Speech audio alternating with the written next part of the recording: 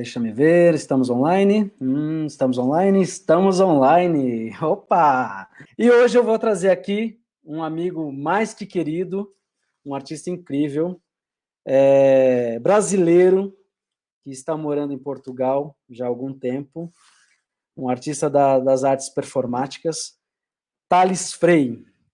Então, vou chamar ele aqui, colocar ele na rede aqui, só para ele dar um alô para vocês, e aí a gente começa, vou fazendo perguntas, se alguém tiver alguma pergunta para fazer também, pode escrever aqui, e aí eu vou entrando, fazendo conforme a conversa for fluindo, tá bom? Então, Thales, meu querido, seja bem-vindo. Hello.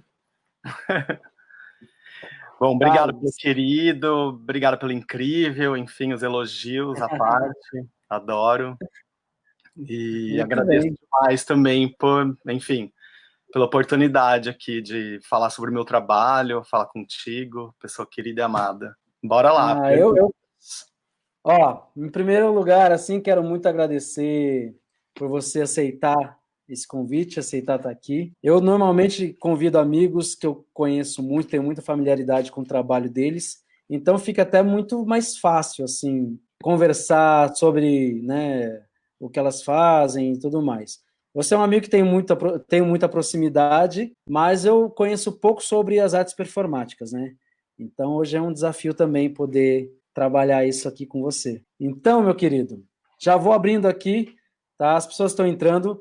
Tem já a Creuza Borges na linha dizendo olá. Creuza Borges, minha diretora de teatro do Grupo Dragão 7, o grupo que sempre leva a gente para Portugal. Uma Uhum. pessoa que você precisa conhecer, né? Ela tem um festival, o Circuito de Teatro em Português, né?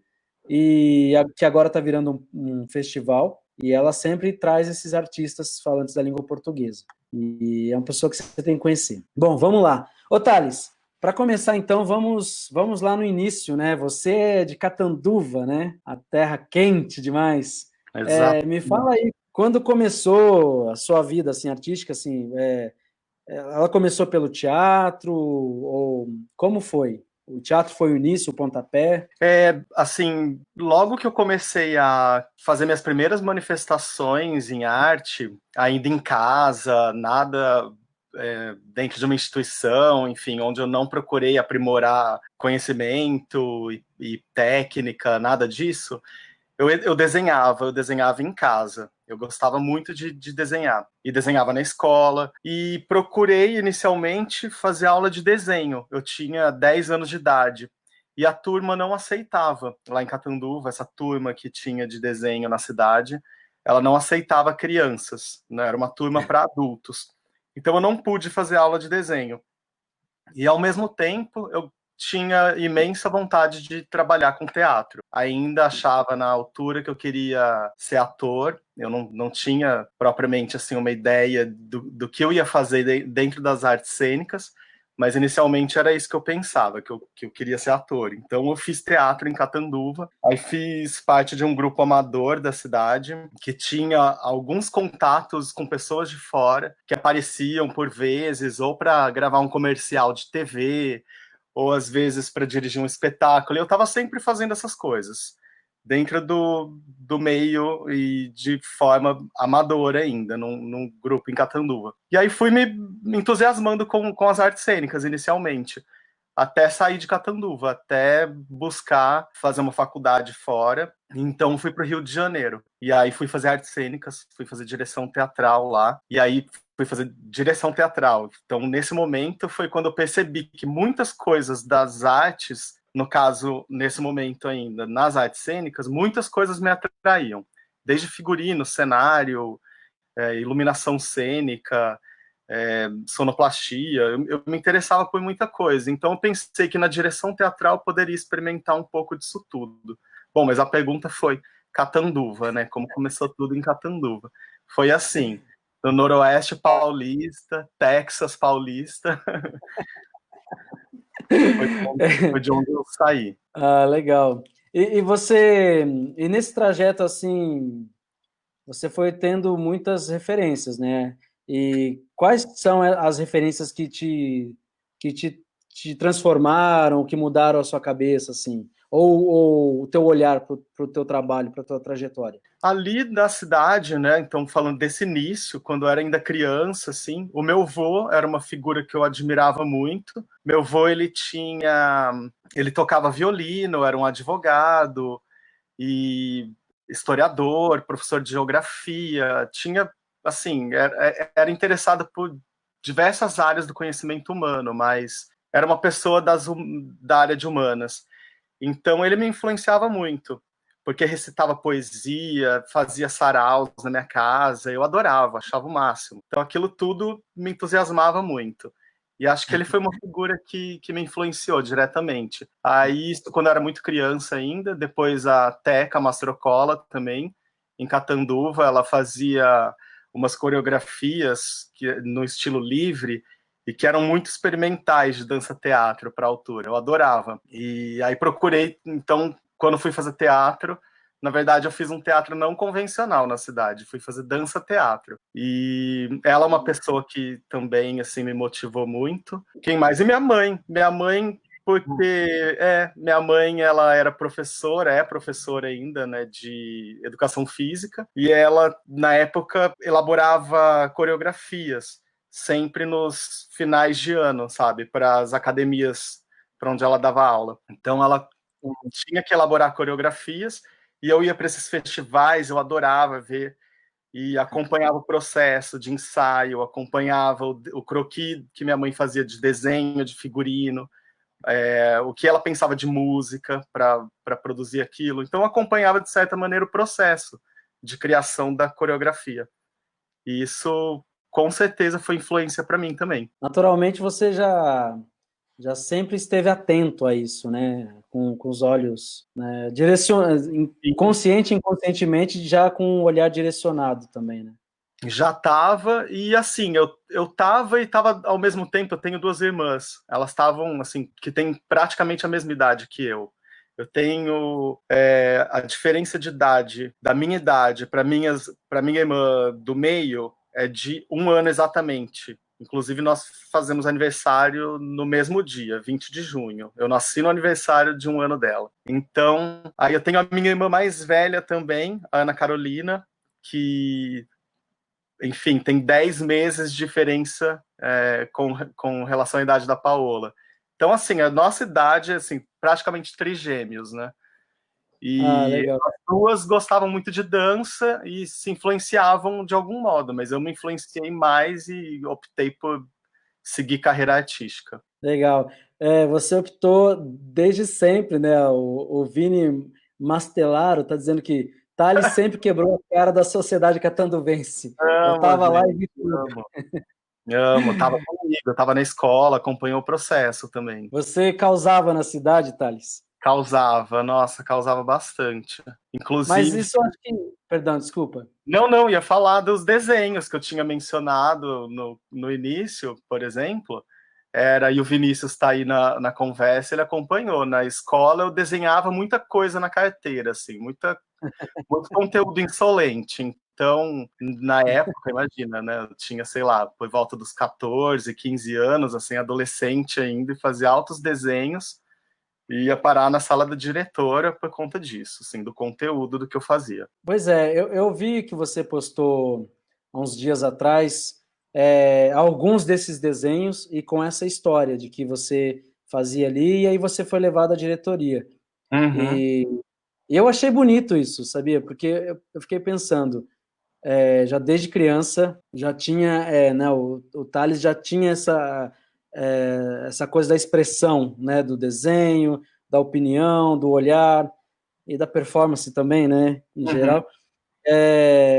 O que tem desse menino no Thales de hoje? O que esse menino influenciou em você? Você acha que teve alguma influência? E o fato também de ser do interior, de Catanduva, você ser Uhum. uma criança já, posso dizer, à frente do seu tempo ali, isso influenciou bastante, assim? Acho que sim, porque tanto a sociedade como a escola onde eu estudava, né, funcionava como um elemento muito repressor, assim, para mim. E por conta da minha sexualidade também, então eu me sentia completamente oprimido naquele contexto todo. E eu extravasava muito através do desenho, ou através dos exercícios na época de, enfim, de aula de teatro. Eu extravasava muito. E percebia que eu transpunha muito a minha interioridade para tudo isso.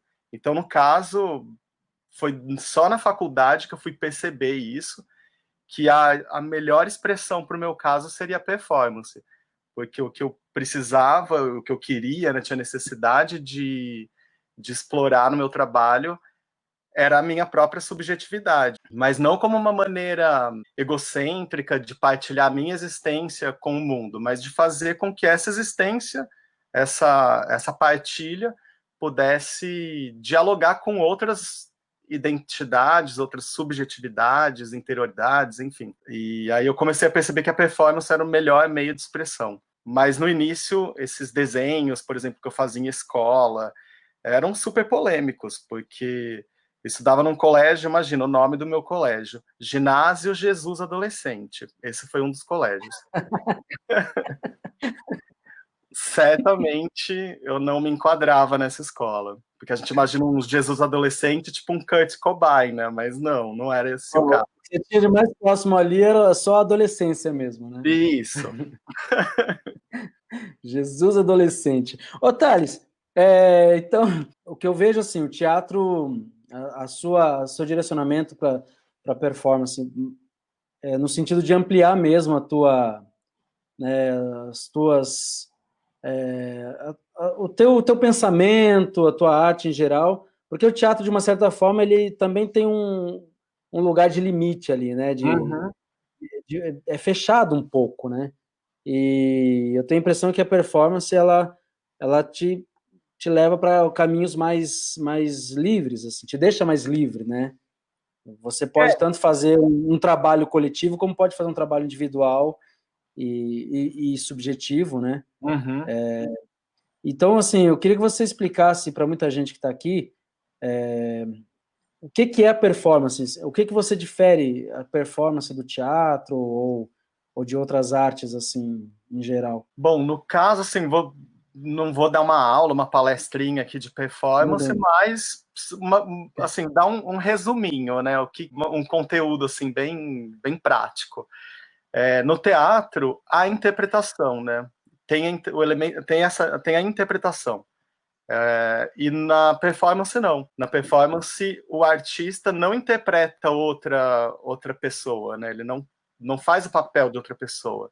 É ele mesmo, ele é o próprio artista executando uma ação, uma tarefa. Então, com isso, quando você está como audiência presenciando o artista executando essa tarefa ou essa ação, você consegue entender que se trata, tudo que está ali tem a ver com aquela pessoa e não com uma personagem. Então, acho que a diferença básica seria essa, que não tem interpretação na performance. E o artista acaba ficando mais exposto também, né? Nesse sentido, né? Nesse sentido, porque muito mais, claro. a gente no teatro, no palco, a gente tem a máscara.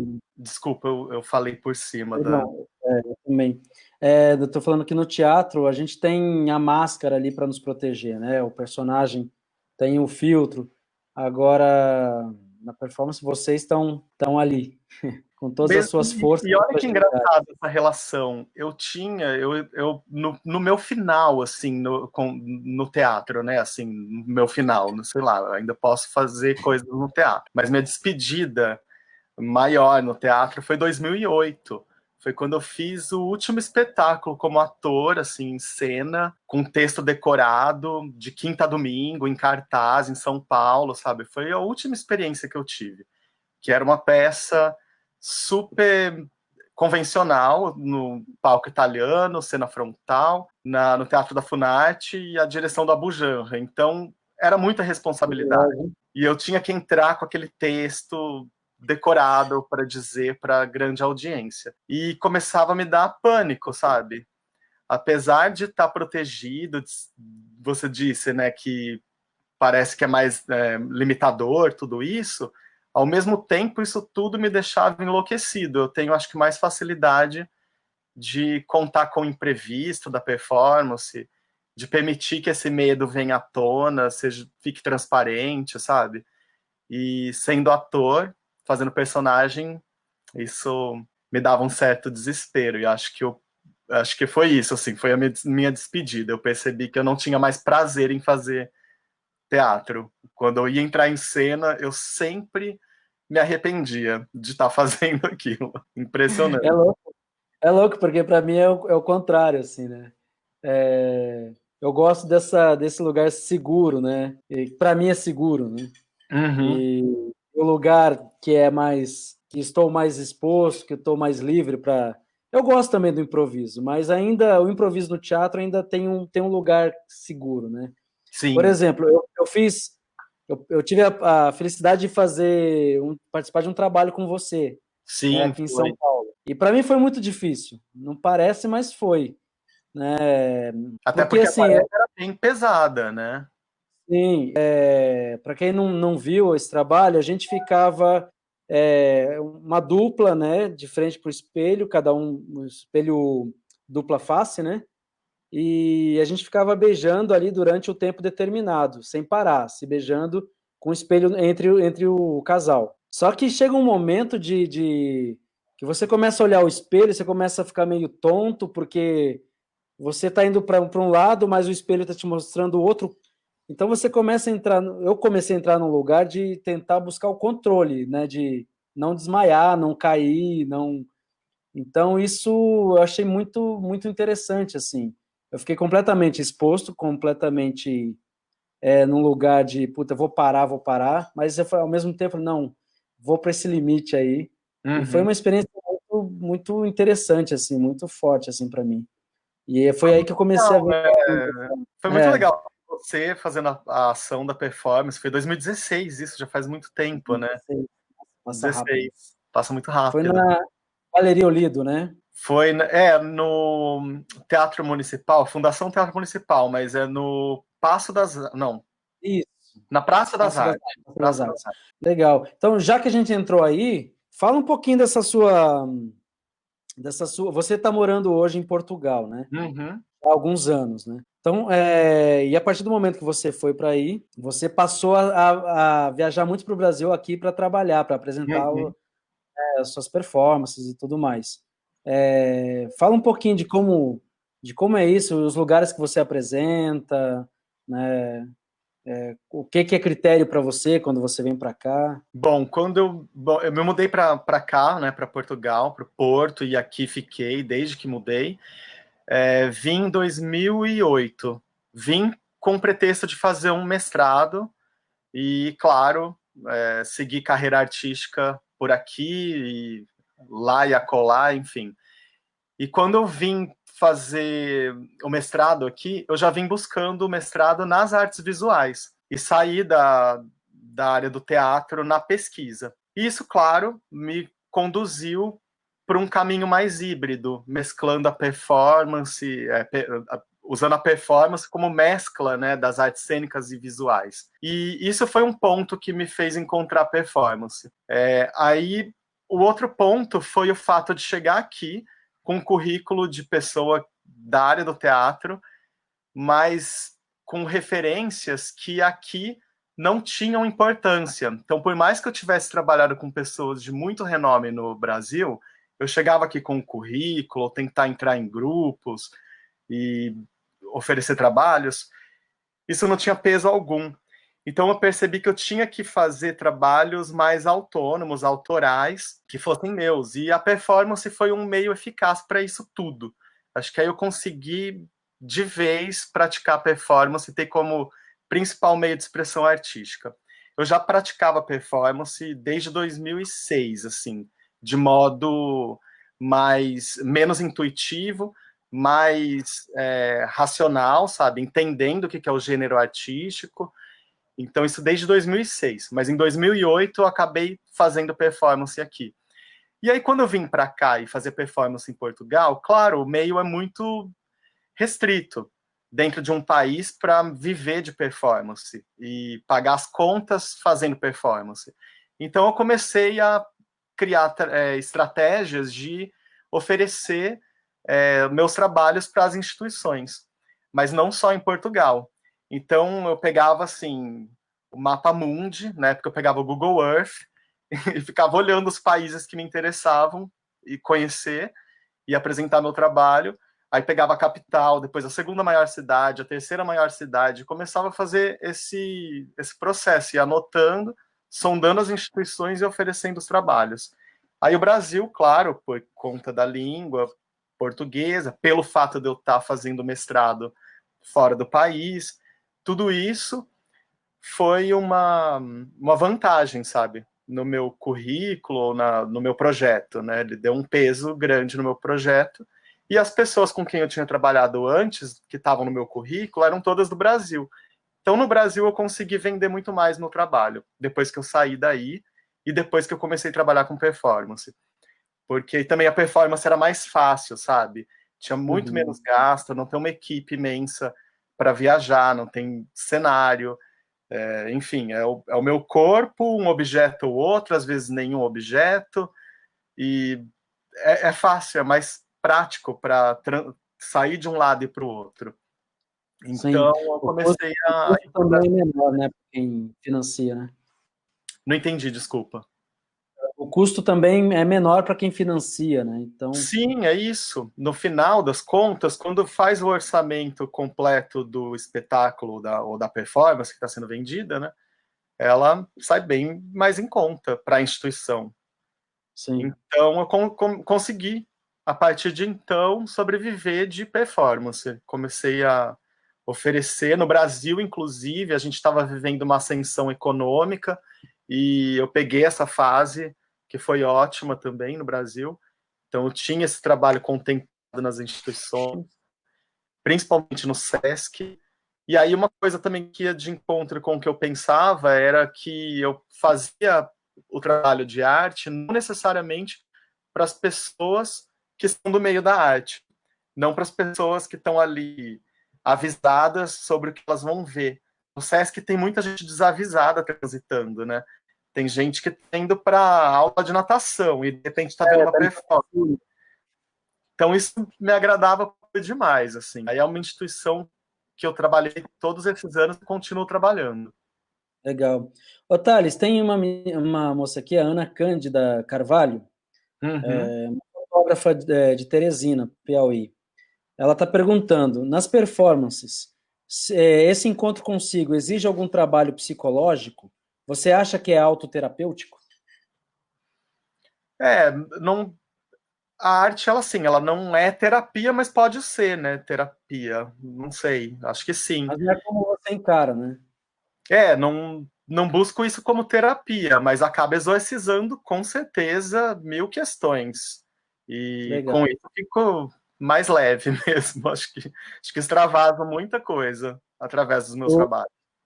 legal. O Thiago está perguntando, o Thiago Carvalho, acho que é seu amigo, né? Sim, Ele está perguntando, vende-se, aceita débito, lembra? Santo de casa não faz milagre, saiu do BR para ser reconhecido lá. Ah, é. Ele está falando, ele está perguntando de algum espetáculo, né? De algum trabalho seu. Esse é um que Vende-se. eu vendia as roupas do corpo. Foi logo que eu cheguei aqui. Foi um dos primeiros trabalhos. Eu fui para a rua com uma placa escrito Vende-se e fui numa praça onde havia... Era um ponto de prostituição, essa praça. Não, não declarada, né? Todos sabem que é, mas, enfim, é ilegal, supostamente. Então, era um ponto de prostituição e eu fui assumido, assim, com uma placa, mas, na verdade, eu não estava me colocando à venda, né? Eu colocava as roupas do corpo à venda. Então, era isso. Eu fazia, tipo, uma espécie de loja de segunda mão, um brechó ambulante, vendia as roupas do corpo, tinha negociação com as pessoas de valor e tudo, tinha os preços em cada adorno corporal, cada elemento. Eu usava uma máquina de cartão de débito e crédito. Então, eu vendi. Aqui não funcionou tanto, eu vendi alguns itens em Portugal, mas as pessoas são mais comedidas, então elas tinham vergonha, porque no final das contas, o que acontece? Elas estão pagando para que eu tire a roupa. É quase um striptease. E isso aconteceu, essa dinâmica funcionou bem no interior, em São Paulo, por incrível que pareça. Foi em 2014, não, 15, 2015, num festival em Limeira, festival de performance. Foi incrível. Eu terminei só de roupa íntima. Aí a roupa íntima é mais cara, então ninguém quis pagar, sabe? Safadinho. Legal. A Maísa está perguntando, Maísa Minervino, foi difícil entrar no mercado europeu? Aí, dentro do que ela está falando, eu já quero perguntar. Você foi para Portugal. Por que Portugal? Por que essa escolha de ir para Portugal, morar aí? E também como foi esse processo de entrar nesse mercado,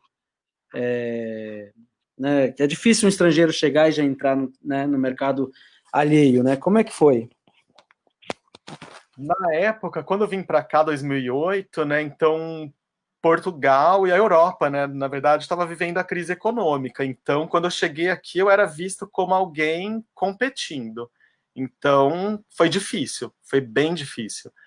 Mas como eu vim com o pretexto, inicialmente, de fazer o mestrado, eu era um estudante, então eu não era propriamente visto como um concorrente, eu era visto como um estudante. Mas, claro, aí dentro do âmbito acadêmico, eu fui mais ou menos percebendo também essa competição grande. Eu não tinha inicialmente o intuito de dar aulas aqui em Portugal, e nos trabalhos artísticos eu percebia isso, que era difícil adentrar as instituições. Eu de fato consegui fazer meu trabalho ser inserido em alguma programação daqui em 2012. Caramba. 2012 foi a primeira vez que eu consegui inserir dentro de uma instituição, assim, uma coisa mais oficial. Antes eu fazia muita coisa na rua, eu registrava sem aviso prévio, por experiência para mim mesmo, quando eu comecei a fazer performance, registrava esse trabalho e aí depois eu apresentava o registro como trabalho, em outros contextos, como vídeo, documentário da performance, né? Como uma vídeo performance. Isso em 2009. Aí 2010, então, quer dizer, eu fiquei 2009, 10 e 11 sem ser inserido em instituição aqui, para apresentar oficialmente meu trabalho em algum lugar aqui, na Europa, no geral. Aí, em 2012, eu consegui, aí foi um espaço chamado Maus Hábitos, e é um espaço onde eu trabalho até hoje com essas pessoas. Foi o primeiro espaço que me deu oportunidade aqui no Porto. E depois, em 2015, aí foi o Teatro Municipal, enfim, aí Bienal, e aí de 2015 em diante, acho que eu consegui inserir mais meu trabalho nesse contexto aqui de Portugal. Legal. E você Ah, fez mestrado e doutorado aí, né? Você precisou fiz. fazer tudo isso para os caras te respeitarem, é isso? Olha, sabe que foi, talvez, acho que sim, acho que foi o mestrado, ele legitima, né, o teu Sim. discurso. De repente está falando exatamente a mesma coisa que já falava, mas aí vem algo que te legitima.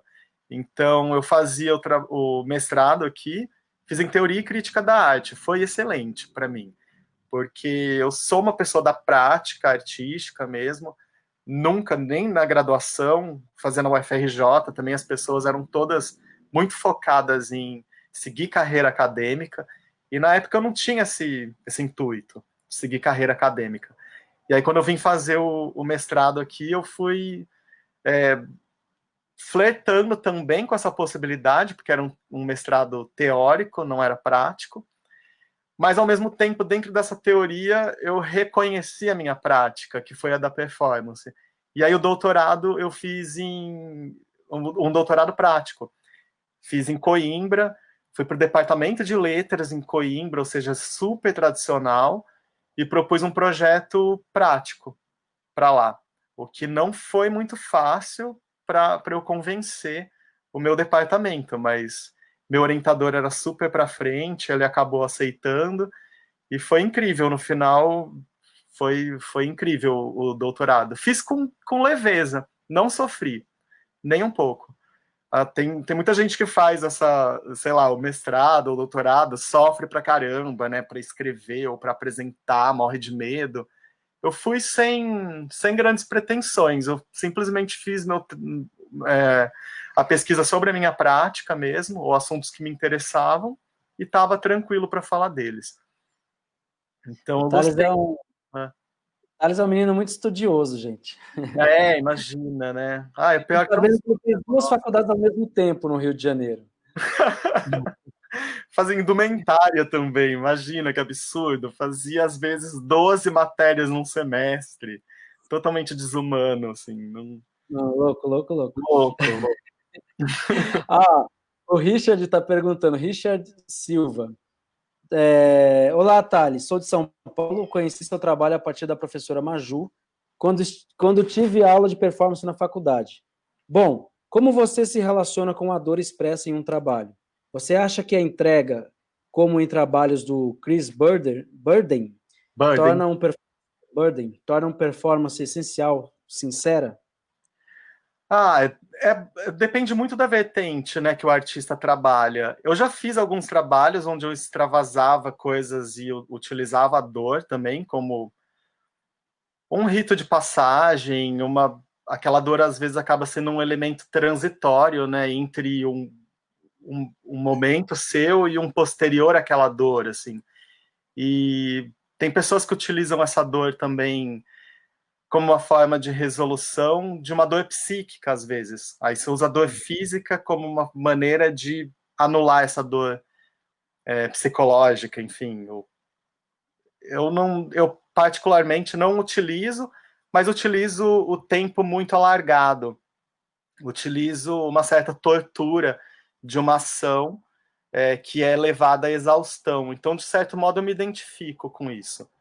Porque muitos dos meus trabalhos eu alargo demasiado tempo e aí o trabalho ele ele vira uma tarefa árdua. Então é uma tarefa de difícil execução. É uma tortura, claro. Olha, engraçado que tortura e trabalho, né? A palavra trabalho, né, tem origem na ideia de tortura.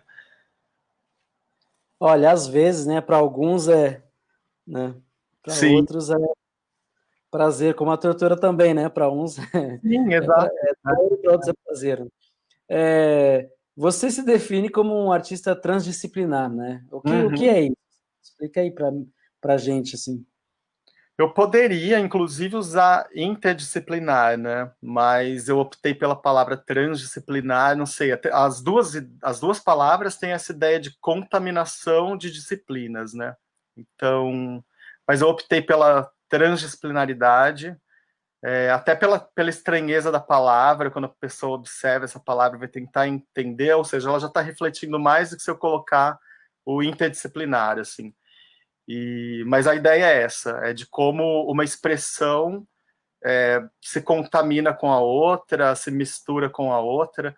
E eu sou um artista realmente transdisciplinar, porque embora a performance ou a performatividade seja o meio de expressão mais recorrente, né, a expressão artística da performance, mas não é só. Eu faço também vídeo, eu trabalho com vídeo, com objeto, muito mais hoje com objeto do que outra expressão que anteriormente eu fazia, que era o desenho. Hoje em dia eu estou retomando o desenho também nas práticas, só que o desenho ele não é uma peça autônoma que eu pretendo apresentar o desenho como uma obra autônoma. O desenho é sempre processo para mim, então são anotações que eu poderia fazer com palavra escrita, mas eu opto por anotar ideias num desenho.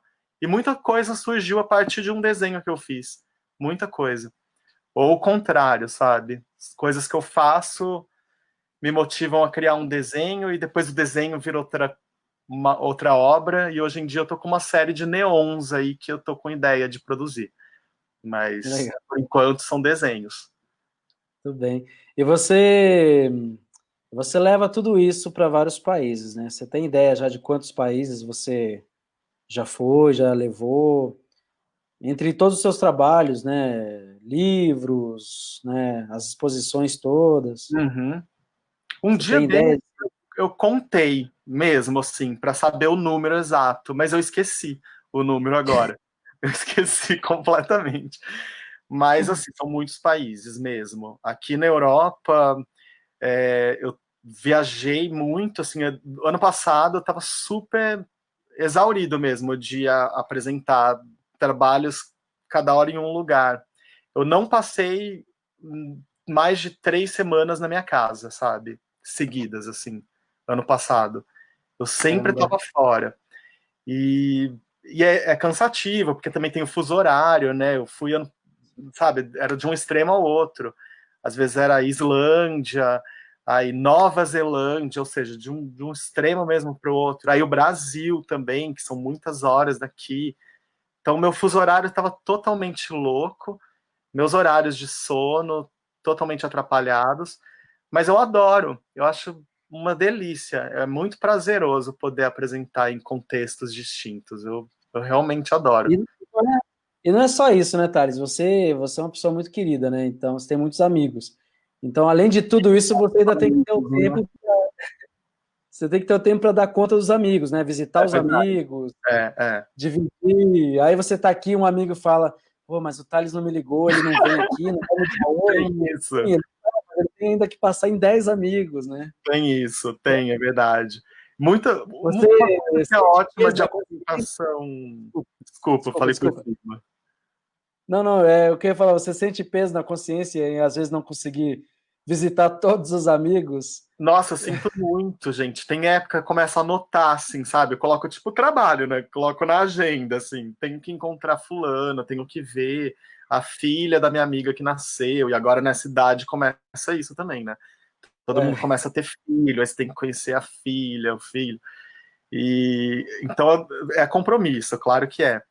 Mas uma forma eficaz, né? A gente que trabalha com arte ao vivo é convidar todo mundo para assistir nosso trabalho, porque aí depois no final a gente se encontra e fica lindo, né? Aí olha o Thiago mandando X para mim, né? Tá vendo? Seus amigos, eles vêm aqui e dão um jeitinho, né? É Deixa brincadeirinha, mas é verdade, né? Assim, não, e é verdade. Ah, eu tô em falta com ele.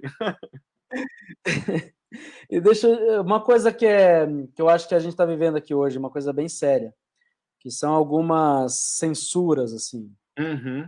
Teve um tempo que você foi meio que censurado pelo Facebook, né, por postar as suas obras, né, numa plataforma que deixa pessoas postarem um monte de bobagem, violência, E, discurso de ódio, mas um trabalho artístico ele não é bem-vindo às vezes, ele é censurado. Como você lida com isso e hoje, nesses tempos, principalmente quando você vem para o Brasil, você sofreu algum tipo de censura ou do contratante? Não, não precisa falar quem, se sofreu, não precisa falar quem é, mas assim, ou de algum público que passou por ali e, e fez algum comentário não muito bom assim ixi, não, sobre. isso aconteceu muito, né? Comentário, assim, de público, às vezes, que tava no lugar. Em algumas situações isso já aconteceu. Tem um trabalho de performance meu que consiste num beijo, é muito simples. É um beijo entre duas pessoas de sexo opostos e se beijam por 30 minutos e os trajes são trocados por convenção social. Então, ela com trajes ditos masculinos e ele com trajes ditos femininos. Então, esse beijo ocorre por 30 minutos num espaço público. E isso foi na Suécia. Na Suécia tinha gente passava assim, desde o comentário, isso não é arte, até do tipo, que pouca vergonha, pessoa se beijando esse tanto de tempo no espaço público. Aí ainda foi assim, até razoável, né? Mas já passei por situações horrorosas de ter que tirar meu vídeo, por exemplo, que estava em exposição, e ter que tirar meu vídeo, trocado de um dia para o outro. Porque tinha, sei lá, um corpo nu no vídeo e não podia ter. Mas ao mesmo tempo, tem isso e tem aquela cultura sexista, né, a cultura do estupro básica, clássica que a gente está diariamente vendo. e que não passa batido, né? Ninguém percebe aquilo como algo violento ou não apropriado. E um Pois é. corpo nu que não é nada, é o significado desse corpo. A sexualidade, quem atribui nem é o próprio artista, às vezes, né? No caso do que eu tô falando, era simplesmente um corpo nu. Não tinha nenhum teor sexual. Quem dava esse teor era o próprio espectador. Então, a pessoa que se incomodou é que deu esse teor. Então, diz muito mais sobre ela do que sobre o trabalho, inclusive, né? É E uma cabeça. mas de censura recente tem uma que eu até cito, assim. Essa eu vou fazer questão, porque foi muito estranha. Foi ano passado, eu tenho uma performance que eu criei um par de sapatos. É um par de sapatos especial, assim. Ele é bem especial, esse par de sapatos. Ele conecta meu corpo com o corpo do Paulo, com quem eu sou casado. Então, se eu executo a ação que é usar esse par de sapatos por 2 horas seguidas. Aí, no caso, em algumas situações eu fiz por 4 horas seguidas, né? E outro recorte de tempo. Isso foi na Bienal Sul, em Buenos Aires, e eu faria num determinado espaço lá na Bienal. Eu cheguei 2 dias antes para o trabalho, e aí o diretor da Bienal me convidou para tomar um café com ele na Recoleta, num café super chique. E aí eu fui até pensando, nossa, que prestígio, né? Eu vou tomar um café. Me senti super, enfim, lisonjeado, assim, e aceitei o convite e fui acreditando que era porque eu estava sendo visto como um artista especial, mas não. É porque ele ia me comunicar que meu trabalho não ia ser exibido naquele espaço, que ele ia ser trocado para um outro muito melhor. De fato, foi para um lugar muito melhor, com muito mais visibilidade. Mas a performance trocada na última hora, ela foi para um espaço onde a exposição já estava inaugurada. Então eu não teria um público de abertura. E no espaço onde eu faria, estava lotado, sabe, de público. Então eu apresentei a performance, claro, para um público mais restrito. Saí em desvantagem nesse sentido. E Claro. em vantagem por estar num lugar prestigiado. E aí, só que eu não me dei conta no instante que eu não sabia, né, que estava havendo uma censura. Quando eu estava na Islândia, isso meses depois, sei lá, 3, 4 meses, eu recebi no Instagram veio uma marcação de alguém colocando, que pena que essa obra foi censurada no espaço X e passou para o outro, porque afinal fui ver a performance e não tinha nenhum motivo para tal censura. E aí eu achei aquilo esquisitíssimo. E fui falar com a pessoa que fez o comentário. E aí ela me situou, falou que ela trabalhava internamente na Bienal, assim, não na Bienal, mas na instituição onde estava tendo a exposição. E aí ela explicou que sim, que teve uma censura e que tiveram que trocar às pressas o meu trabalho. Então, para me dar um cala-boquito, sabe? Eles me deram um espaço bonito, me pagaram um cafezinho na Recoleta, entende a Aham. estratégia qual foi? Mas E é estranho, né? Porque você não se sentiu agredido depois? Sim, meses muito, depois? meses depois, eu me senti um completo idiota, porque aí também já é tarde demais para eu Claro. questionar, sabe? Engoli, tô verbalizando agora publicamente, assim. É uma agressão estranha, né? Porque é uma agressão que você fala, nossa, eu fui agredido há meses atrás e não percebi, né? Que isso foi uma agressão, né? Sim, A, é a isso. minha liberdade de expressão, a minha arte, né? É. E eles me convidaram, não fui eu que cheguei lá, né? Isso. Não, no caso eu fui inscrito ali na Bienal, Sim, mas selecionado, ele tem opção. Você manda o material antes, você manda tudo. mas me Eles tinham opção de selecionaram, pagar. ou seja, eles É, sabiam o entendeu? material que eu ia apresentar, né? Eles não escolhem no Unidunité, entendeu? Não, então, Então, exatamente. nossa, é trash. Aqui a gente está passando por umas dificuldades assim imensas assim. Eu tenho espetáculos de amigos, espetáculo infantil que foi censurado. ah, Enfim, não vou falar muito também a entidade aí, mas uma entidade que sempre contrata os artistas porque falava de minoria, falava Hum, de espetáculo tá bem infantil só porque na proibido, verdade né? tinha palavra cigano no título. Só por isso. Onde já se viu, né? Pois é. Ai, E aí gente, foi cancelado uma semana antes, 2 semanas antes de fazer a temporadinha. ridículo. Então tá bizarro. E tem uma pergunta aqui para você, da Maju. Manda ver. Como esse tempo de recolhimento está influenciando em sua criação? Tem processo novo no forno? Então é isso, assim, Cara, já que está parado, como é que está acontecendo as coisas? eu acho que assim, claro, né? Assim, a gente oscila muito também o temperamento, né? Tem dia que eu tô super sensível, choro, não faço nada, tem dia que eu tô produtivo, faço faxina e crio arte. Mas agora, assim, eu tô criando muita coisa.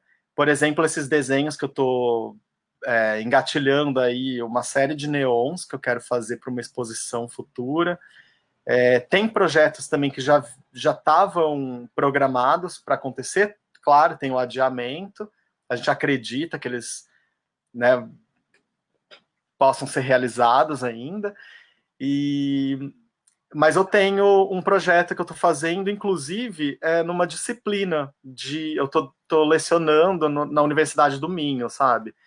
Eu não, Sei. é muito legal, assim. Eu fui convidada como professor para uma disciplina prática, chama Laboratório 6, onde o artista pode aplicar o conhecimento que tem e fazer daquilo um processo de criação livre.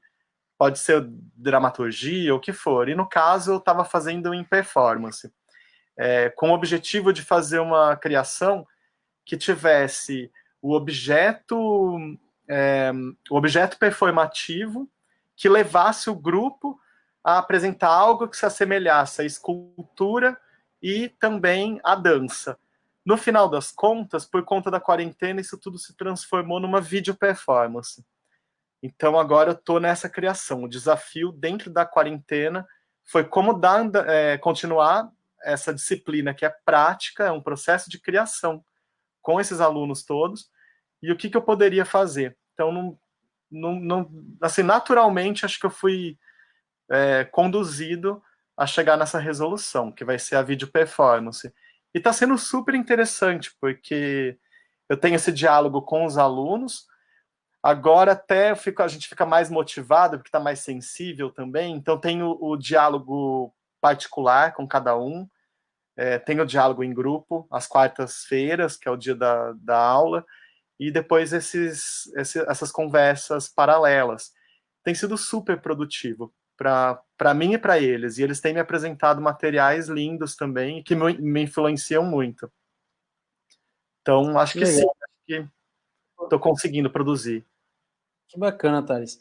É, e você né, você está há quantos anos aí? 10 anos já, né? Ou 12? 11 para 12 já. Ou 12, ah, é 2008. É. E você já é um artista da casa, né? E Sim, nessa pandemia, nessa reclusão, o governo tá fazendo algum trabalho de ajudar os artistas? E se está fazendo, você conseguiu entrar nessa lista, assim, né? Tem algum subsídio que o governo dá para poder, né, ajudar de alguma forma, né? sim, até tem alguns, assim, não é grande coisa, mas existem iniciativas. Tem, por exemplo, da GDA, tem a DG Artes, tem as instituições também, tipo o Teatro Municipal, estão abrindo alguns editais, algumas chamadas para os artistas. De todas, eu tentei a da fundação da Gulbenkian, da Kalosh Gulbenkian, e eu fui contemplado, porque ali não era um concurso para apresentar um projeto de arte e aí eles fazem uma seleção do que é melhor, do que é pior. Eu achei muito ético o modo como eles fizeram, porque não gera competitividade, que é o que tem acontecido, né? As pessoas, Sim, no meio de uma pandemia, sem ter dinheiro para pagar a conta no final do mês, ainda tem que ser criativa e arrasar e ser aprovada. E não é o caso, né? Então ali foi muito interessante porque eles simplesmente pediram documentos, assim, quais foram os contratos que você perdeu ou os cancelamentos que você teve, apresenta a prova disso e, mediante essa prova, eles te dão um valor. O valor prometido inicial era o dobro do que eu recebi, só que como teve um número de inscritos superior ao que eles imaginavam, eles pegaram o valor total e dividiram pelo número dos inscritos. Então, todos acabaram por ser contemplados, todos que tiveram trabalhos cancelados. Achei Igual super aqui. ético. Foi incrível. Igualzinho. Igualzinho. Mas eu também acho. É. Eu também acho, assim, é isso, quando a gente fala de um país que tem um trabalho que pensa nos seus, né? Sim. E não tem sentido deixar a população e essa população artística jogada, cara. Não tem. E dinheiro tem. Dinheiro tem. Ninguém tá pedindo dinheiro Esmola. para Não. esmola ou dinheiro para ficar curtindo. É dinheiro para viver, é para Sim. pagar conta, até para fazer a economia girar, né? Não, e agora mais do que nunca, né? O trabalho de arte, assim, ele começa até a ser valorizado. As pessoas estão em quarentena, o que elas vão fazer para se entreter, né? Para se distrair em casa, né? Elas consomem arte, consomem, enfim, livros, consomem filmes, séries, sei lá. E tudo isso envolve 300 mil pessoas aí, né? Sei lá. Pois Falei é, 300 mil, pois é. muito mais do que isso. Mas envolve mesmo. Você Envolve mesmo. pega só o seu trabalho, que sai de Portugal, o cara que te leva até o aeroporto, o Isso. piloto, que vem aqui, o táxi, a comida, o lanche, a bebidinha, Ah, onde você é. passa, o dinheiro está circulando, né? Aham. É isso. É. Até o produto final, entendeu? Até a apresentação e a volta para casa. Então, tá circulando o dinheiro, né? Uma economia aí. E quando as Mas pessoas avaliam o valor do que é atribuído para um determinado projeto ou artista, às vezes o que elas condenam é porque elas pegam um valor bruto e nem pensam que aquele valor bruto é para pagar toda uma equipe, é, tem imposto, inclusive, né? No meio que não desse é barato, né? não é barato. Enfim, o que sobra para cada um é o que é justo. Às vezes nem isso, né? Às vezes é muito injusto, na verdade. Até porque normalmente os artistas, né, fazem o valor justo, né? Quem faz o valor acima é realmente quem consegue atrair, tem nome forte, consegue atrair grandes empresas, grandes nomes para patrocinadores. E aí a pessoa vai ter um lucro alto aí em cima disso, mas é do trabalho dela também que ela está vendendo. Mas normalmente os artistas cotidianos fazem preços justos, porque a gente sabe que se a gente também coloca um valor muito alto, não vai vender, né? Não vai ser contratado. Uhum. Então ninguém ganha rios de dinheiro, né? Não, não é isso. Nada disso. E, ô Thales, ó, a gente já tá com 55 minutos, cara. Foi muito rápido, né? Nesse tempo, eu não tô aqui à disposição. Tá, a minha ideia é tentar fazer no máximo em 60 minutos. Então, como passa muito rápido, se você puder responder rapidinho uma coisa, você sente diferença em apresentar as suas obras aqui no Brasil, para o público daqui e para o público de fora? E não no quesito, na Europa é melhor, Uhum. não, mas você vê diferença comportamental, assim? E Ah, o que que você faz? o trabalho que eu tenho feito, num geral, como são situações muito simples às vezes, né? Eu coloco quase que eu falo uma escultura cinética, sabe? É quase isso, né? Eu coloco uma situação que tem um cinetismo, mas ela é para ser observada pelo que está ao redor ali, por um tempo alargado. Então, eu pego essa mesma situação e coloco em contextos distintos. O que acontece é que, naturalmente, o tipo de reação revela como um estudo antropológico uma determinada sociedade. Então, sempre é diferente. No caso, no Brasil, as pessoas elas reagem mais, né? Elas estão muito vivas. E eu, na verdade, adoro. Porque quando eu apresento trabalho, sempre eu ouço comentários, tem as reações que revelam demais mesmo o contexto. E mesmo quando eu apresento aqui em Portugal, hoje menos, né? Hoje o Portugal tá mais cosmopolita, então Mas quando eu cheguei, que era mais tacanho, assim, em 2008, quando apresentava um trabalho, tinha aquele tipo de reação contida, sabe? Isso já dizia muito sobre a sociedade também. Então, Claro. eu noto essas diferenças, assim. O Brasil reage muito mais. Instinto, né? É, Instintivo, né? os países latinos, né? Eu senti na América, na verdade, porque nos Estados Unidos eu apresentei em Chicago e eu achei o público parecido com o público de São Paulo, por exemplo. Ah, né? É, Um pouquinho blasé demais. Não, não dá para dizer isso, mas é diferente mesmo o comportamento. Que é do paulistano, né? Bom, tem 2 minutos, mas a gente vai passar um pouquinho porque tem uma pergunta aqui que eu acho bacana, da Maju também. manda ver. Vou fazer e aí a gente se despede, encerra. Seu trabalho tem uma pegada política. Como você enxerga a potência da arte para questionar, denunciar e gerar reflexão? Como isso reverbera e como volta para você? Caramba, mas no caso, assim, o que eu trabalho de uma maneira bem intuitiva também. Então, tudo que eu acesso, tudo da atualidade me influencia. Claro, tudo que eu acesso me influencia. E aí eu acabo projetando isso nas criações. No caso, eu tento sempre sintetizar ideias. Então, eu tento chegar numa solução mínima possível. E aí meus trabalhos, eles acabam por trazer essa discussão para as pessoas, né? Elas às vezes enxergam muito além do que o que eu proponho e me devolvem isso, né?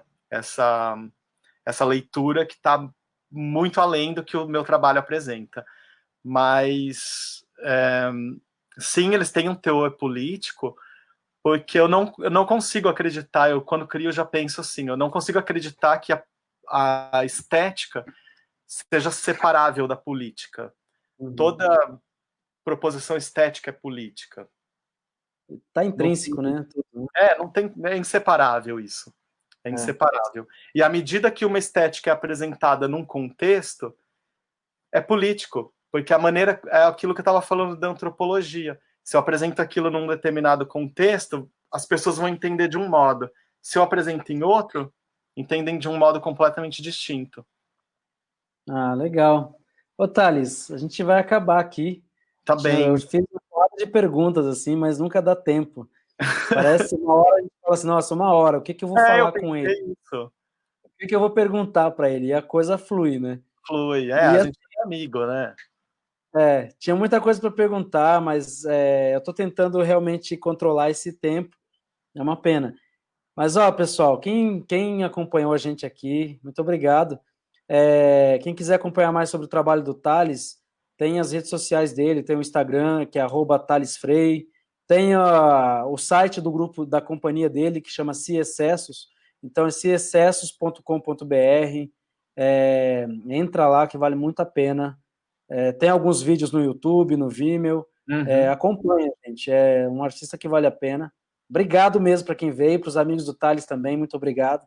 Família do Thales, minha família também está aí, alguns amigos também. Thales, você quer dizer alguma coisa? Quero agradecer só pela oportunidade e, cara, foi um prazer, assim, bater esse papo também.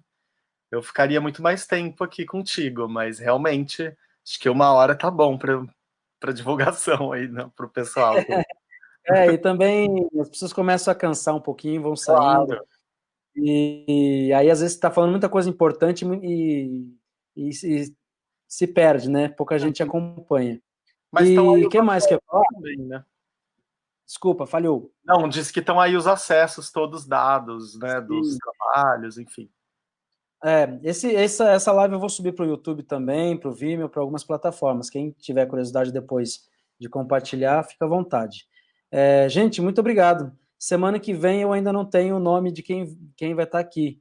Normalmente eu estou fazendo as lives de terças e sextas às 19 horas. Terça-feira sempre com um amigo brasileiro e de sexta com algum amigo de outro país ou brasileiro que está em outro país, tá bom? Já passaram por aqui alguns amigos do México, Angola, Moçambique, Portugal, Catanduva, e, e amigos aqui do Brasil, do estado de São Paulo, de outros estados. Então, quem quiser acompanhar aí na próxima semana, fica à vontade, tá bom? Thales, eu vou sair aqui pra gente, mas você fica aí porque a gente vai pro off aqui, tá? Tá bom, ótimo, espero. Um beijo, tchau, tchau, gente. Obrigado, Beijo, obrigado. obrigado. Tchau.